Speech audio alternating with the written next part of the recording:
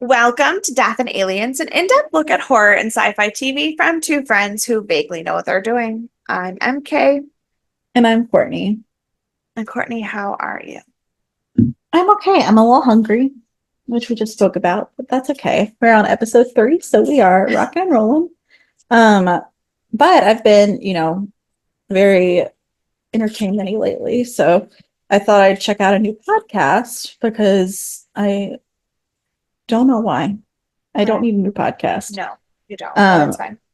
but I started listening to Jim Harold's Campfire that was recommended by, and that's why we drink. Okay. And it is so good. I thought it was gonna be super scary, and it's not because there's like ghosty stories, or it's people call in and tell their stories, like how they happened, and like Yeah, it's like they sit around, it's like you're sitting around a campfire and people are telling their stories yeah, basically.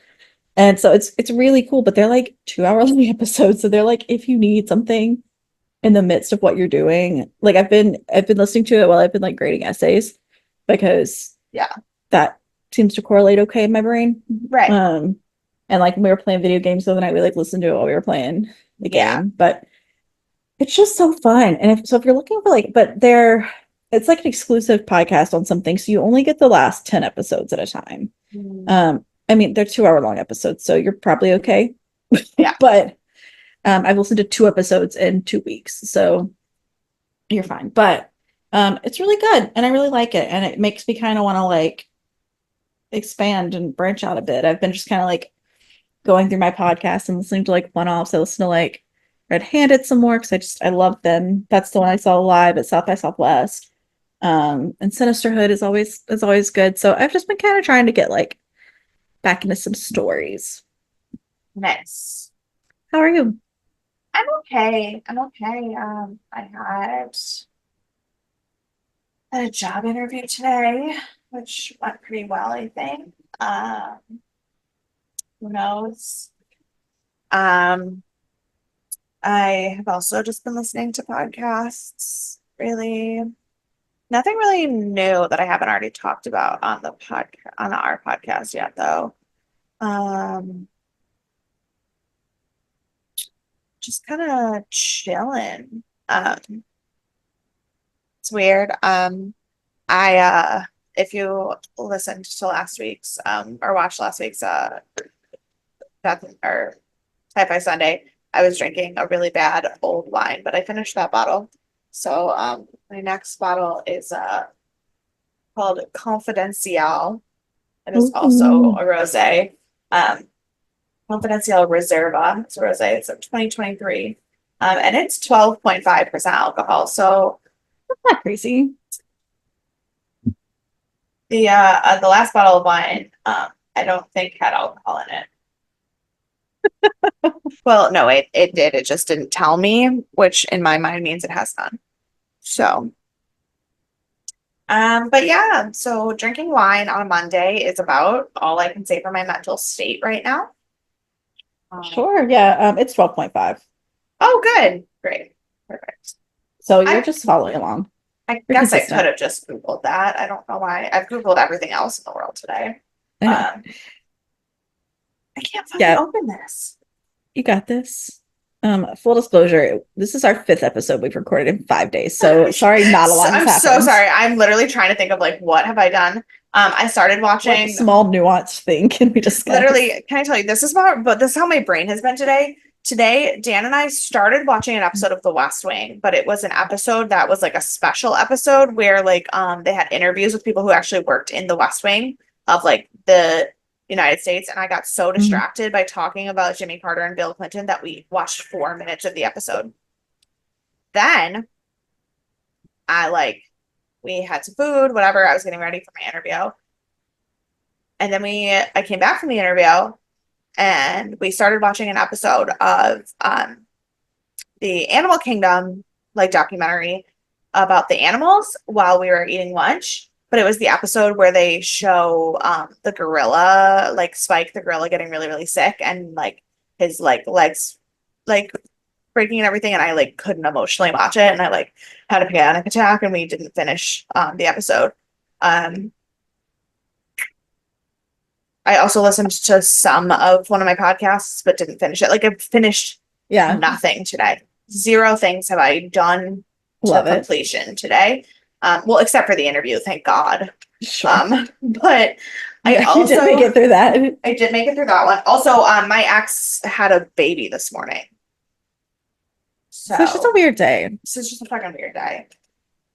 I'll have the largest peach green tea that I've ever seen in my life. Yeah. So I'm gonna pour some more wine, and we're gonna talk about Stargate because that I can do. But first, are you doing the West Wing podcast still? Is that gonna happen? It is gonna happen. Okay. I think. I'm interested. I really wanted it to happen. We kind of like were like at a place where we were so busy with work and everything that it wasn't gonna happen then. We also we decided that because of the kind of content we want to do, it shouldn't be an like a first watch podcast. Like it's not going to be like neither of us have seen this episode, so we're going to talk about the plot progression of the episode. We do want to talk about like storylines and like acting and like production stuff, but mostly we want to talk about like the actual real life correlation. The real life, like the politics and how 20 years ago is nothing different from today, or like what was happening in the world then versus how those particular political issues have evolved to today. And so we decided that we have to watch the whole show and then start over and do episode at a time. And I've seen the whole show multiple times. He has never finished it. So we're trying to watch the whole show first. So we have to watch more of it this summer, but our summer only started a week ago. Right. So will I still be able to watch it without have seen it before? Yes. Okay, so you're not spoiling the show. You're just no. We're not doing a recap. Podcast. Yeah, we're not spoiling the show. We just don't want it to be like our initial reactions to characters or things. And because the thing is, I'll tell you right now, you've never seen it. It's fucking. There's some sad shit in that show because it's like real life and it's like high drama. And like today I was reading a checklist. It was like the 12 things in West Wing that are the most likely to make you cry. And I go, you haven't gotten to that part yet, so I'll skip that one. And like, and then I was reading them, and then I was like, nope, you haven't seen that part yet, so skip that one. And so like, because it's high drama, high emotion. Yeah. And so, but the point of our podcast isn't going to be to dissect the characters. Yeah. So I don't want it to be like a gut reaction to things. Right. That makes sense. Yeah. So makes sense. All right. Well, this is much better to see that. Yeah. This is much better than the Dark Horse. Good. I'm glad that you found something. It looks better. Yeah. Well, because it's a dry rosé, but it's like it looks more like a white wine than a pink wine. So, now that I have good alcohol, how about some good spiritual juju? I've got you. Perfect. You can't go back and change the beginning, but you can start where you are and change the ending. C.S. Lewis. Oh, I fucking love C.S. Lewis. Me too. What a winner. So, what a winner. Speaking of winners, today we're going to talk about Stargate SG-1, Season 6, Episode 6, Abyss. And it was rated 8.4 stars, which is the highest of the season so far. Not the highest of the season, though. Okay. Interesting. A lot higher than last week, though. A lot higher than last week. We went from the lowest of the season so far to the highest of the season so far. Yeah. And I do think that this episode is really good. I'm not gonna I like this episode a lot, but I do think a lot of the really high rating are people just fan wanking over Daniel being back. For sure. I don't know if you lied to me or if I misunderstood. I thought he was never coming back to the show. Like I thought Michael Shanks was just done with the show. I did tell you that they wrote his death as not a death specifically to give him the option of coming back. But I did not give you any indication one way or the other. I see. So I understood when you said that they wrote as an option that he did not opt into. Got it. Yes, So I was I didn't want you floored. I did not want you to get your hopes up that you would see him Mhm. again. I also did not want to spoil how quickly his first guest appearance Yeah, was. yeah. I wanted it because when the finale, like when Daniel's stuff happened, it felt very final. And in the moment, Mhm. in real world, nobody knew what the fuck to do because it felt very final. Um, Obviously, in retrospect, I knew it was only gonna be 5 episodes before we saw him again. Right. But I didn't want you to have that like hanging over your head because I think that thinking that Daniel comes back, it makes you not want to put any weight in Jonas, and then Daniel doesn't come back in the way you want him to. And so like I didn't Yeah. want it. I wanted I will to say I never expected that he would come back in the same capacity for SG-1. I never thought that was going to be the way. But you did dash all of my hopes and dreams at the end of the last season for them to be just reignited this episode. But yeah, I was very surprised. I didn't read the caption for the episode, and so I was just watching, and I saw special guest star Michael Shanks, and I was like, "What on earth? What is happening? The world is a mess." and then you But were yeah, like, but then you were like, but we did just steal Thor's consciousness. So like, are we getting Thor back? And then when Daniel was I Daniel, did. and then when Daniel was Daniel, you're like, wait, what? Yeah, it was a lot of confusion. I had a lot Yeah, of questions in my yeah, brain. very fair. This episode did premiere on Friday, July 19th, 2002. We have the same number one song, but the number one book has changed. It is called The Remnant by Tim LaHaye and Jerry B. Jenkins, um, Okay. which is the 10th book in the Left Behind series. Oh, that's why it's familiar. Yes, yes, yes, yes. I have not actually read the whole series all the way through, I haven't either. but I will tell you that that series may be the biggest cause of one of my most intense childhood fears of Mm, being left behind in the rapture. yeah. Yeah, I read like the first like two or three. I didn't read very many of them, but I never watched the show. But I did have a very long period of my childhood where every day that I would wake up and I wouldn't see my parents for a couple minutes, I would like genuinely think that I had been raptured. yeah, that tracks. That tracks. I read Or like Revelations missed. at a very young age, so Yeah. yeah, Yeah. what So a time. I blame this book series for my psychological well-being Perfect. or I lack love it. thereof. Um, Yeah, exactly.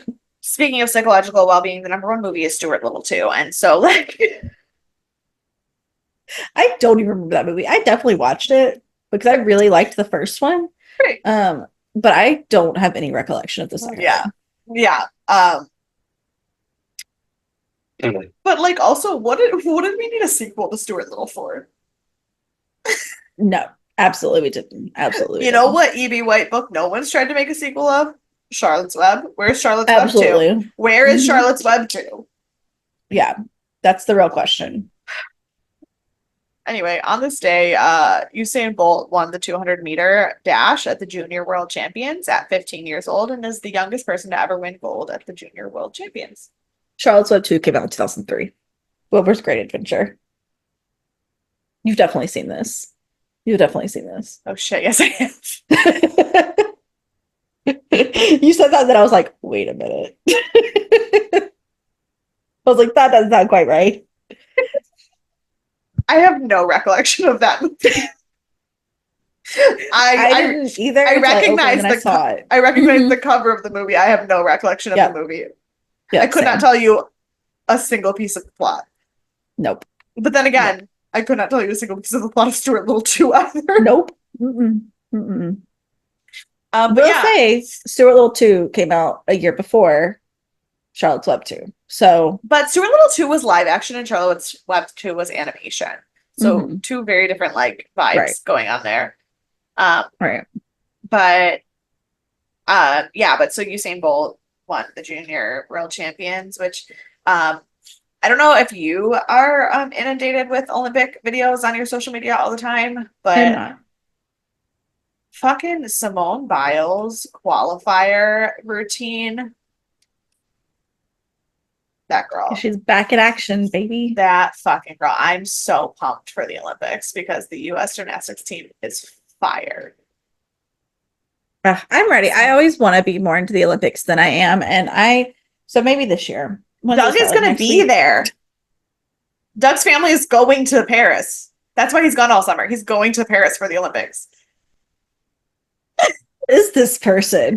Right? I Yeah. have no idea what's going Yeah. on Doug is in going your to the life. Olympics. No, that's insane. You should That's have the seen most him. insane thing You I've should have seen ever him the day heard. that his Olympic lottery number got picked and he had to try to pick which events he was getting tickets for. It was, Wait, you get lottery? What? yes. How does the So, Olympics work? okay, this is so crazy because I only learned this past year when it happened to Doug. So, if you want to go to the Olympics, basically you get put in. Each country is only given a certain amount of the Olympic crowd that can be there because, like, everybody Sure. needs fairness. Um, Right. and so you get put into a lottery basically. And if your lottery gets picked, you have like a certain number of hours in which to pick all of your events that you can go to. And you have like, it's like a Disney dining plan ticket tier system. And like some events are more tickets than others because they're more popular than others. And also, like, depending on how late in the lottery you get, some of the higher ticketed events are like not picked or whatever. And so, like, Doug like gets his ticket called and he's on the phone with his sister and his mom and his dad and he's like freaking out trying to like pick their events that they're going to for this thing and it was wild. It was yeah.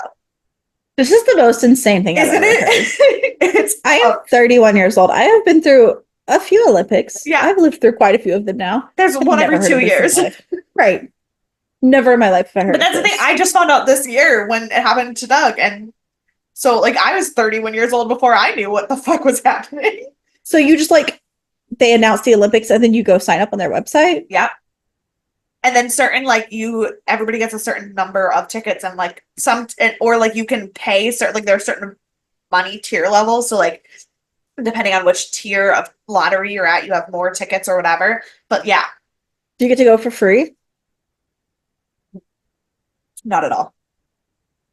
Like No. Yeah. so you have to pay for each event though? Or like you pay to like You pay stay? you pay for a certain like ticketing level and each Mm. ticketing level gets a certain number of like credits basically. Mm. So like the highest is whatever. I don't know. I don't know any of the numbers. I don't know any how many tickets you get. I don't know what the cost is. I know nothing. But I know that it's like a ticketing tier system where like you pay for a tier and then that tier gets certain number of tickets per person. Mm-hmm, mm-hmm. I'm fascinated. Yeah. You know I love a lottery system. You mean you do still have to pay. It's not like a free lottery. Right. Well, no, like I'm in like Broadway lottery. You pay for that too, but Yeah, that's true. you know. Yeah. This is So the wildest thing I've ever heard. I'm yeah. so sorry, Stargate fans. I do apologize sincerely. I mean, I feel like Stargate fans are the most likely sci-fi fans to also be into the Olympics. Like that just feels like a weird crossover. Anyway, Continue. I'm just gonna be here. are you gonna look up how to get Olympic? I guarantee you there are no tickets left for Paris. No, but there's some in a couple of years. We got another one coming. I gotta be prepared. So this episode was directed by Martin Wood, written by Brad Wright, and edited by Rick Martin. Speaking of Broadway Lottery, though, the guest star for this episode is Dorian Harewood, who plays Thorin. He is known for Full Metal Jacket, Space Jam, Sudden Death, and Gothica. He's done a shit ton of voice work. He was actually one of the voices on Space Jam. He wasn't in it. He was one of the pastors, the recurring pastors on Seventh Heaven, which is what I know his face from. Mm-hmm. Also, his most notable role, despite not being in his IMDb known for, is the fact that he played Jesse Owens in the Jesse Owens story. That is what he's most actually famous for. Fuck IMDb That feels on that like one. something you should tell people. Yeah. Yes, but the reason I connected it to Broadway is because just 2 weeks ago at the 2024 Tony Awards, or the 2023, I guess, Tony Awards, because it's for the 23-24 season, he won the Tony for Best Performance by an Actor in a Leading Role in a Musical for his role as older Noah in The Notebook. Oh, Yeah. that's so nice. I love that. Yeah, he's fantastic. Mm. I mean, Thorin is not. I don't like Thorin, but No, sure, for sure. but Yeah, Courtney Harewood, we love. yeah. Uh, I also, oh, that's my trivia stuff. Okay. Um, our previously on shows us all the details about Jack and the Toker situation, so we know that we have skipped everything that happened last week, and we're going back to answering our previously unanswered questions about Jack. Um, Hmm. but then we get our intro, and it is people running through the woods to escape an attack, which we cannot see the faces very well. Another episode, we're starting with people Running running through through the the dark that we have no idea what's going on. correct. Yeah. Um, and then one of them is shot, and it has a symbiote that escapes. And so the Jaffa catch up to the now dying person who does not have a symbiote to heal them anymore, and they turn his body over, and it is Jack. Which again, And we very get the quick. credits. Yeah. We had all of these speculations last week about the symbiote, how it was going to be in his body, the Tok'ra, the takeover, the Yeah. let go, etc.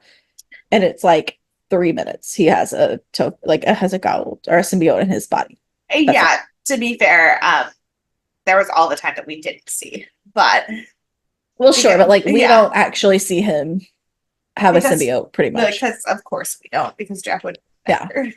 But right. so then we get the credits.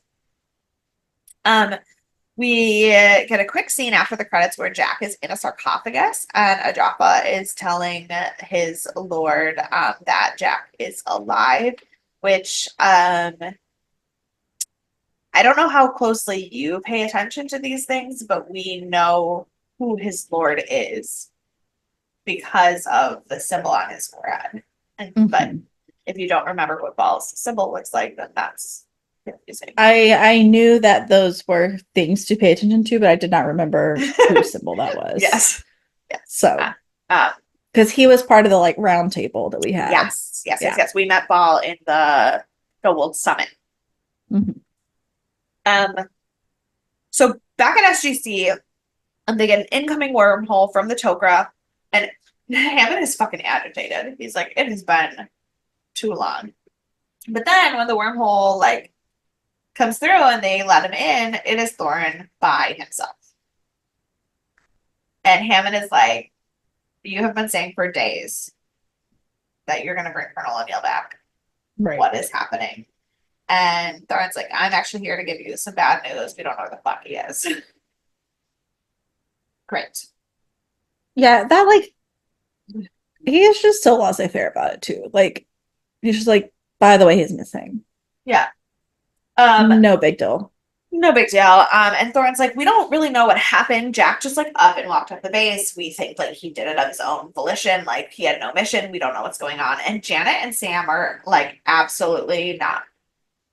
They both are like, listen, you can say all you want about sharing equally and blending and how the Toker are different from the gold, but the physiology of the symbiotes dictates that they can take over the human mind. The human mind cannot take over their mind. If only Right. one of them was in control of them leaving, it had to be Kanan. Jack couldn't force Kanan to do anything. And if Jack wanted to run away and Kanan didn't want it, Kanan could overpower him. So He was too weak. So like if Jack was like, we're leaving, and Kanan was like, no, Kanan could take over his brain and make him stay. Jack, not vice versa. So like Jack was not responsible for Kanan leaving. Point blank period. They're like, that's and Thorne gets real defensive about that shit.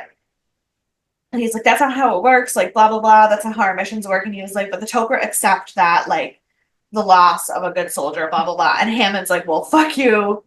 That's where we differ. We don't leave our men behind. You're gonna fix this. Well, so I thought he was about to go ham on Thorin. I mean, with good reason. I also wanted to do that. But yeah.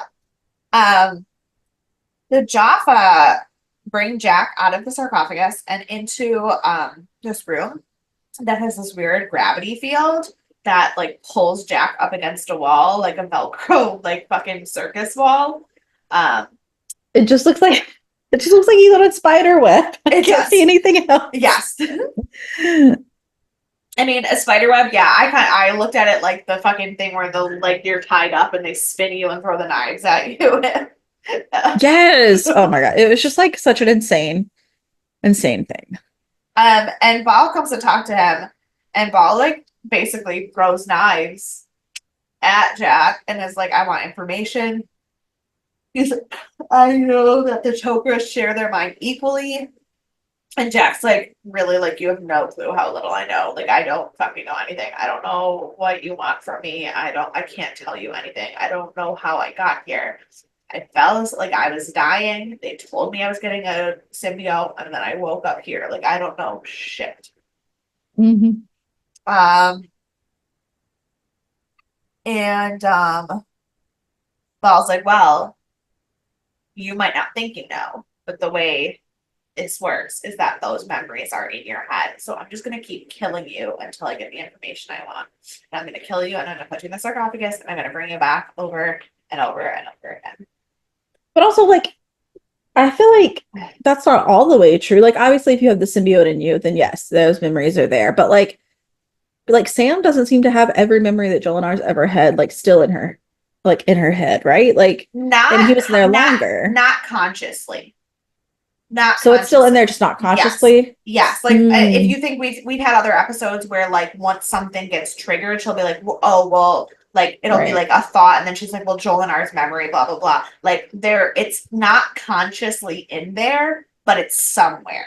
So And so it doesn't matter length of time or anything, like no. if it's in there for 10 seconds or if it's in there for like 10 years, it's Yes. okay. So like you need like hypnotherapy to pull out Basically, but what's buried, but not knife basically throwing. yeah, Val's taking it in the way that like if you are scared enough, that will adrenaline rush your brain. Right. Uh, Right. I think Val fails to recognize that Jack is in fact a Black Ops soldier, which no one else could have done this episode. Absolutely not. No, he is the only, like, not even Sam, who, is theoretically, Yeah. got a lot of the same training being. Jack, yeah, no, but Jack's experience being a POW and being in Black Ops is the only reason this episode works. Absolutely. And also, if we didn't. And his skills as MacGyver. But also, if we didn't already know about Jack, that he had previously had POW and Black Ops experience, it might be less believable this episode, I think. But I think that knowing that about Jack makes this like story make more sense. Right. But so back at Earth, the rest of SG-1 and Thorin are discussing a plan to contact all of the previous missions of Kanan to see like where he might have gone, figure out if any of the other operatives know where he is. And SG-1 is like, can we have Kanan's mission reports? And Thorin's like, no. It's like I can't do that. I sorry. He's just like, and here's the thing. I get that they're allies, not partners. Yeah. And so that makes difference. But you have just taken one of our team members with the sense that we're saving both sides, and then you lost him. Yeah. So now we need that information. But also, like, Thorin, like, if Jack or Jacob said no, if Jacob said no, we would have a conversation. But we don't know you from fucking Adam. And the last time a high counselor came to us and just said no, it was what's her face, and she was deliberately using us. So we don't really like that. But also, if it was Jacob, he would say, no, we can't give you all of this. Here are the pieces we can give you that are relevant, and this is what we need to track down, and this is how we can work together to do it. Thorin's just like, no, full stop. Yeah. Let it go. It's over. He's gone forever. And to be fair, it's because Jacob has a connection to Jack, and Jacob would want to save Jack himself, and Thorin doesn't have that, but also, like... That's not how you work with allies, either. Yeah. Jack wakes up again, and this time, while Val's waiting for him, like, while they're waiting for that day, he throws him in a cell, and he hears screaming. And then, like, this woman appears outside the cell and just says, "Is it you?" And Mhm. before he can answer, Daniel appears in the cell and asks Jack, he's like, I've been gone a month. Look at the mess you've gotten yourself into. Like, what? I didn't know what was going on. I was so caught off guard because at first I was like, is Daniel even there? Yeah. Or is this all in Jack's head because he's so injured that he's having these delusions and he's trying to like bring a sense of like comfort or a sense of like there is help still, but then like Yeah. obviously he's telling him like what's going on in the outside world, so he is there. Yeah. But at first I was not sure. Well, to be fair, neither was Jack. Yeah. Jack's first reaction was that he was hallucinating, and Daniel's like, no, no, you're not. I'm here. I just exist on a different plane of reality, like the existence than you. So like I'm here. Mhm. I'm just not corporeal. Because Jack immediately throws a shoe at Daniel to see if he's Immediately. really there. He's like, I don't trust you. Throws a shoe at him. Yep. And Jack's like, okay, great, you're here. Bust me out of here. And Daniel says, and this is, I don't like to like give you like spoilers and stuff, really, but this is important. This is super, super important. Daniel says that he can, but he can't because he's not allowed to interfere. To interfere. Yeah, sure. Which is like, I mean, every story that's ever been told. Yeah, but you can't interfere with people's lives. You can only guide them but to do it themselves. Yes. But the ascended beings and their interference will come up again, I promise. I mean, they have to. We've had Oma now. We have Daniel. We have like, yeah. And Daniel asks Jack why he's there, and Jack's like, I genuinely don't know. Like, I have no idea. I do not know why Kenan came here. And Daniel's worried that he's like, even if they like come up with something, they're not going to be able to rescue you. And Jack is not having that. He's like, Sam and Teal will come up with something. And then he goes, and Jonas is almost as smart as you are. So like, but Daniel's like, even if they can come up with something, I don't know that it'll be quick enough. Like either you're going to die or the sarcophagus is going to degrade your soul. Like you're not going to exist anymore. Yeah. So I can help you. The only way I can help you is for you to ascend. And then I was like, what is the storyline? Because I was like, obviously I know Jack doesn't ascend because I know a little bit about how Jack progresses more than the others.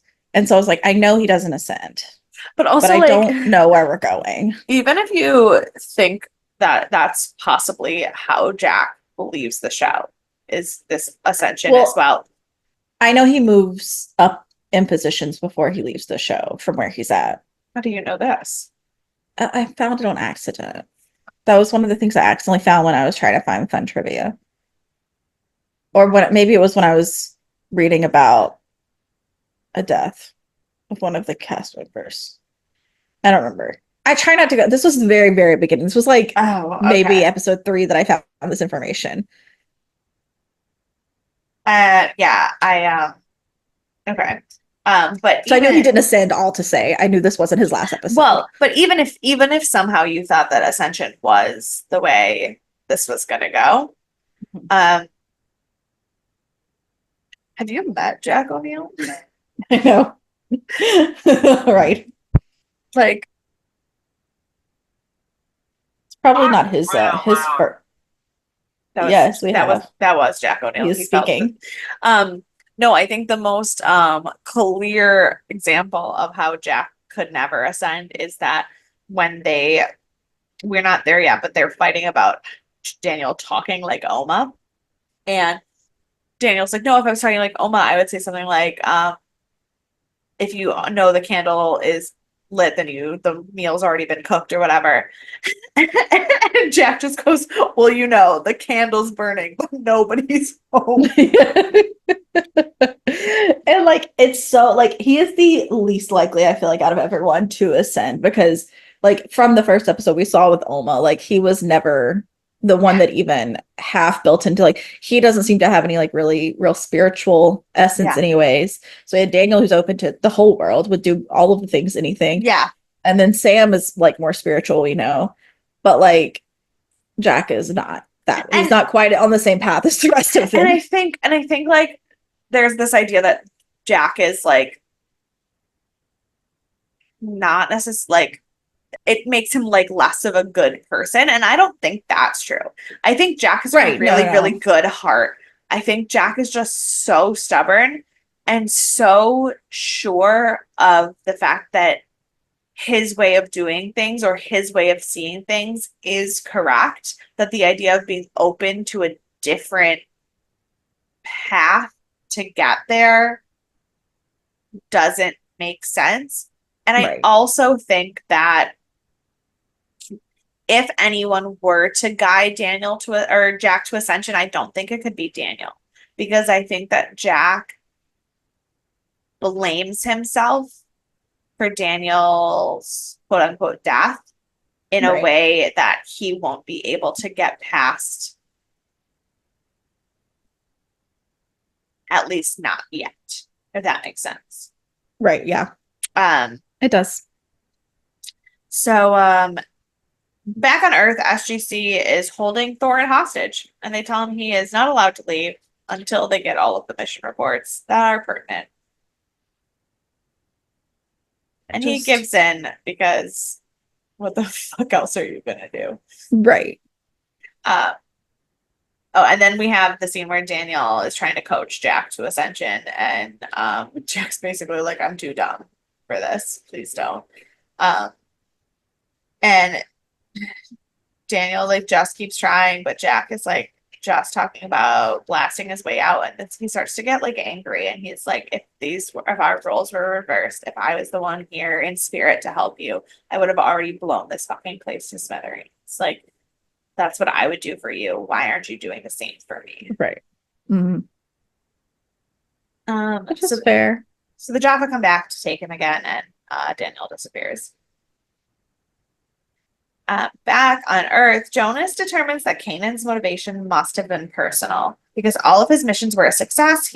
But like nothing seems to be missing, and nothing seems to be like unfinished business on any of the mission reports, and he risked both himself and his host, which is unlike the Tok'ra. So there must have been something bigger and more personal that they have not like figured out yet, Yeah. which I think everybody was real stupid in this episode in terms of that. Because, like, I figured that out long time before the rest of them did. That's fine. Yeah.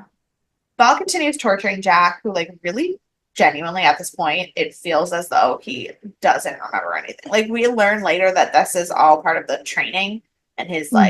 his, like, yeah, his special ops training and everything. But, like, at this point, it really genuinely feels like he doesn't know anything. Right. But he, That's one, that was another reason I was like, I'm not sure yeah, if they actually retain that information, if it's such a short time that the right, because symbiote's in them. he was very convincing in that. But he gives Ball the name, and Ball like gives him like a release and like gives him a little bit of um pain numbing, but Jack Lee promises he really genuinely doesn't know anything else. Um, so then Jack gets put back into cell, and the woman appears again, and she tells Jack that she can't leave with him or Ball will know. And Daniel returns and is like, who are you talking to? No one's there. And Jack's like, you should fucking talk. Yeah. You're not even here. Hallucination Central. Hmm. And so Jack tells this is when Jack tells Daniel if they were really friends, he'd get him out of there. And Daniel's like, um, this was really important for like Daniel, but he says, for all the power I have, I'm not any more qualified to play God than the Goa'uld are. Yeah. Like that's not, and that's another reason why Jack could never ascend because he could never get into the mindset that you can have power and not use it. Right. At least not in his current state. Right. Like, and not use it for good, not just be like, I have power, I'm going to use it. But like, he would be too much into the Yeah, like, we have to fix this because we can't fix this. right. And yeah, and I'm not Mhm. saying I don't think he would be like despot like with his power. I don't think he would like want absolute power, but Jack is not the kind of person who thinks of power as like a balance in the universe. He thinks of power as something like that. If you have the ability to help people, it is your duty to do To help so. them. Yeah. And he doesn't, he's very Western minded, like Western culture minded about power, and whereas this Ascension is very Eastern culture minded Eastern. about power. Um, and so Daniel just keeps trying to talk Jack through a plan, and like Jack's like, no, like Sam Teal and Jonas will figure it out. Like it's gonna be fine. I don't have to worry about it. And they just keep fighting about, and basically it gets down to the point where they're fighting about whether or not Jack is a good enough person. And Jack genuinely doesn't see himself as a good enough person to Yeah. be like a next level being. Right. Which I mean, we have basically seen that for him from the very beginning because, you know, he felt so down on himself because of his son and because of Yeah. like everything. So, Yeah. Jack seems like a really like rock solid like army guy, which goes yeah. into a lot about like what I was talking about with the opera that I was talking about in Thursday's episode of the podcast. But Jack feels very much like a rock, but so much of that facade is built on his own self doubt more than anything else. Right. Um, and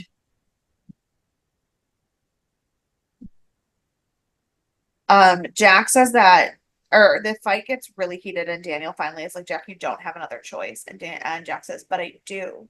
I do have one other choice, and that choice is to ask you to interfere, not to save me, but to make sure I don't ever come out of that sarcophagus again. He's like, if he's like, this is not, it's not about saving me. It's not about my life. It's about making sure nobody else gets hurt. I don't want to Mhm. survive this, which crushes Daniel. Yeah. Um, so at the base, Sam, Jonas, and Teal'c are going through all of their mission files and everything that could have caused Kanan to abandon the Tok'ra ideology. And they suddenly realize, which again, for very smart people, they are very dumb sometimes. They suddenly realize that the blending process meant that Kanan's feelings and Jack's belief system were now intertwined. And Right. so the idea, and also I crack myself up because I wrote my notes say Kanan's feelings combined with Jack's sense of never leaving a Sam behind made him act Oh, irrationally it's true because though. because this is far more than just never leaving a man behind, and no one else seems to fucking get that. But Mhm. Jack Mhm. literally went into this blending doing it like his entire conscious mindset before he blended was I'm only doing this because Sam needs me alive. And then Kanan Right. blends with the memories of Shalyn. Shalyn is the name of the girl. We learned that way Mhm. later in the episode. But Jack's feelings for Sam and Kanan's feelings for Shalyn blended at that moment of desperation. What the fuck else was he gonna do? Literally, literally. It's just what we were talking about with like, you have to keep going and you have to keep trying. And so this is it. This is the way that he Yeah, did this is the way. it. Although I can't imagine a Mandalorian going back for someone they love. Doesn't feel right. I only watched most of the first season. You're like, I don't Star Wars. I don't know what we're talking I only kind of. I only kind of know what you're talking about. about. So Belle continues to interrogate Jack using the slave basically to try and see what Jack knows. And Belle finally decides that he believes Jack, that Jack really just doesn't know anything, and that like he was as much a victim of the Tok'ra as the Goa'uld are. But he's like, I am going to continue to torture you because everything that is in your head, everything that you don't consciously know, I will get that too. Which goes back to what we were talking about Jolinar earlier. Yeah. But Mhm. so then we go back to Earth where Sam is basically filling Hammond and Thorin in on what they what has happened, what they've discovered, what they want to do, and she's like gung ho. She's got a game plan. She's gonna figure it out. And unfortunately, Hammond agrees with Thorin, and he's like, "We cannot send people to this outpost. We are not equipped, and all it will do is kill more people and not save Jack. Like it's not." Um, so then we go back to Jack, and he wakes up in this sarcophagus again, very disappointed to be alive. And he's taken back to the cell, but this time Daniel does not show up. Then we get a scene where Teal'c is in Calmo-Reen, and he suddenly like comes to with a fucking idea, and it is like wild. He's like, "I got this, got this."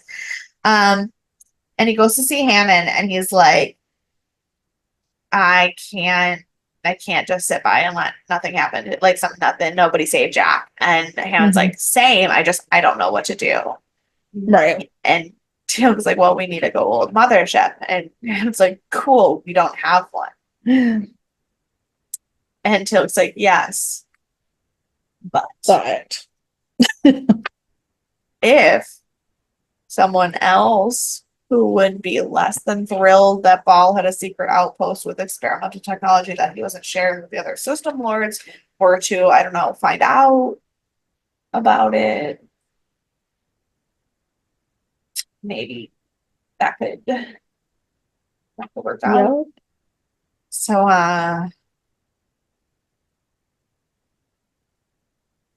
Thorin, on the other hand, does not like this idea very much. He's very pissed off and thinks that this is exactly why they never should have given any information to Stargate, because they will just casually share information with the fucking system lords. And they're like, remember that whole thing where your whole plan was to have the system lords go to war with each other? How is this any different? We just took a page out of your playbook and fucking upped it up one, and you're mad about it. Right. Which is really funny because General Hammond is basically like, yeah, I basically told him to suck my dick, but I didn't. Right. No. And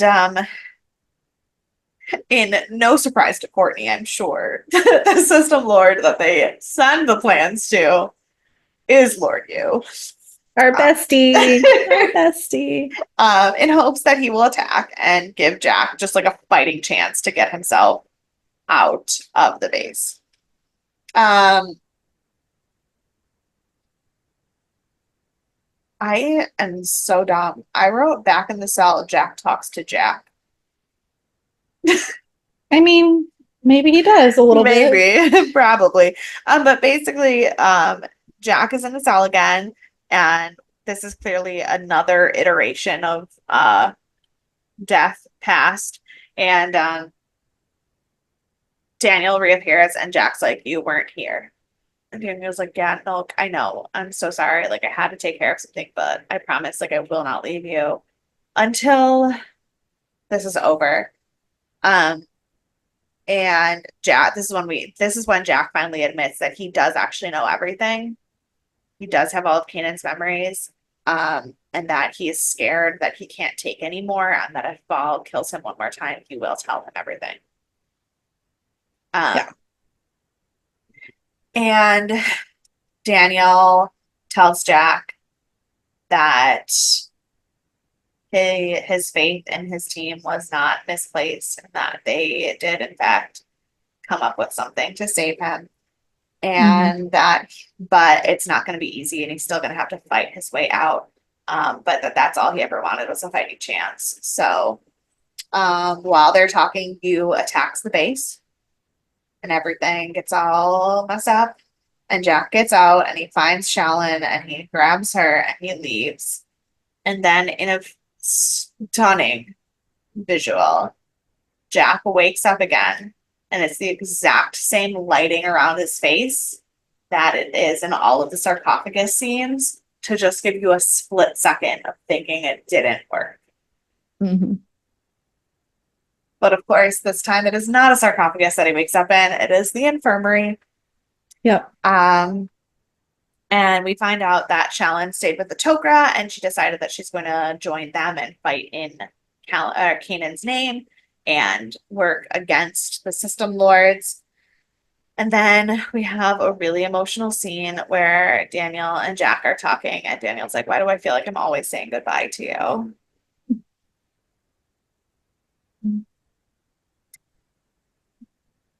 And that is the end of Wait, but he episode. does say he'll be back for special occasions. And Yeah. Jack goes, like Christmas? He's like, no. He's like, Groundhog Day? No. Well, no, Daniel says, "I only came back because it was a special Yeah. occasion." And so Jack is like making fun of what has happened to him. He goes, "Oh, was it Christmas?" Yeah. And it's really cute. Um, yeah, so that is the end of the episode.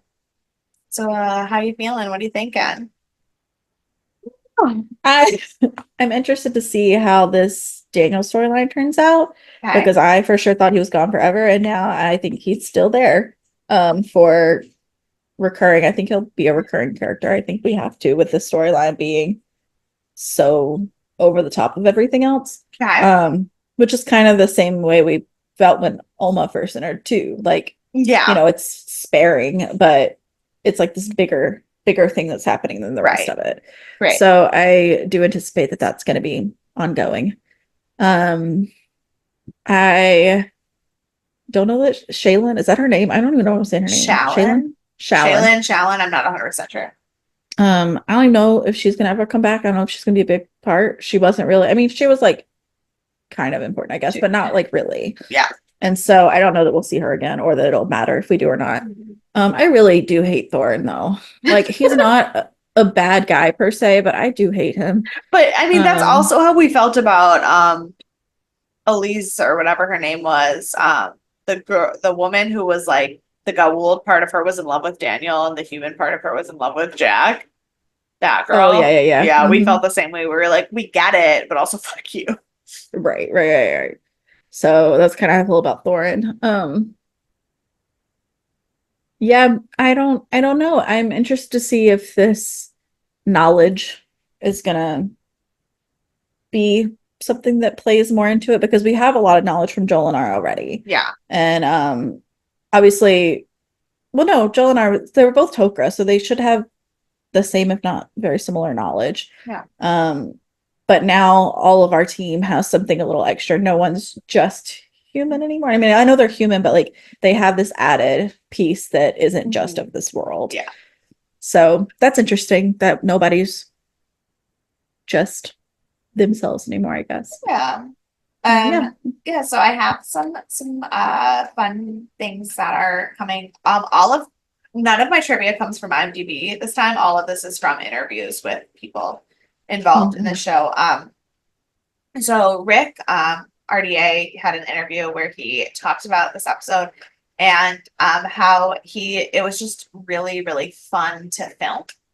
And he said that part of that was because his connection with Michael is unlike any of and he was like, that's not to downplay any of the other cast members. Like, obviously, they're like a family, they really are. But the way he and Michael were able to play off of each other and the way the dialogue worked and the emotional connection and everything was just like really, really, he loved filming this episode because it was like nice to have that back. Also, a lot of the staging of that cell was very interesting because they filmed this very soon after the first episode, I think, whichever the one where his knee injury was playing into how he moved. So like that cell and being in a room that was designed to move was very difficult for him because his knee injury was still really bad. And so like a lot of the weird blocking of the stuff in the cell had to do with that. I did notice that. I was like, it seemed like almost a little clunky. And I was like, yeah, it's because his knee was still messed up. Brad also loved writing this episode and like loved the dialogue and the way that Rick and Michael work off of each other, especially because Rick refuses to stay on script. Fun fact: half of Jack's lines are improv because he just said shit, which is not surprising. Not surprising, right? But one of the things he said was that he really, really wanted to be able to like bring Daniel back all of the time. But if you look at this episode, it was kind of his way of explaining to all the other writers how difficult it was going to be to bring Daniel back. He was like, Right. finding a way to invent a reason big enough for Daniel to come back was not simple. And so this isn't like it can't be like a 8 times a season kind of thing. Like it's never, Right. it can't, because look at how crazy this had to be to get him to come back. Mhm. And then the things that I learned from Joseph Mallozzi interviews are interesting. And one of them does kind of go to that last point you were just saying about like everybody being a little bit human or a little bit more than human. And you will not see that because Joseph said, unlike Sam, Jack is never going to use his latent gold tech abilities. Like that's just so against his character. He is going to shove everything deep inside of him and pretend this never happened. Like he will never he's never going to be the one picking up the gold tech or having memories that Kanan had, because like he could never like contend with that part of him existing. Right. So like while it is interesting that now none of them are fully human, Jack will never use his Toker abilities the way Sam does. It'll never happen. Interesting. But I mean, but that checks out with his character. It does. It makes sense. Yeah. Yeah. The other thing is Joseph was really nervous about this episode because he really truly did not like the idea of Jack dying. And he was worried about like what that said for the show and the idea of like brief glimpses into the afterlife and like what are we actually getting into. But you have to remember, Joseph Mallozzi only joined as an executive producer in season 3. So as he was bringing up these complaints in the writer room and these worries, the rest of the like writing and edit executive team kind of was like, well, so here is season 1, episode 7, or I'm sorry, 9, the Knox, where all of them died for the first time. And that ship is so fucking far past sailed that like it's gonna be fine. We're not worried about We're that. not worried about It's that. okay. That is far past our concern. And he was like, and I was like, oh, great. Cool. Yeah, because the number of times people die in season 1, there's no way to like contend with that. Absolutely not. No, it's oh my gosh. Yeah, so in no surprise to anyone, the next episode of Stargate will address nothing that we've talked about. Yeah. Nope. But it will address, actually, it will address one thing from the last 2 episodes. And the thing that it will address is the conversation that Teal'c and Jonas had at the bar. About I was like, what did they have? No, when they were talking about being on Earth and being on Earth and whether they were ever going to go home or not. That is the connection for the next episode. Okay.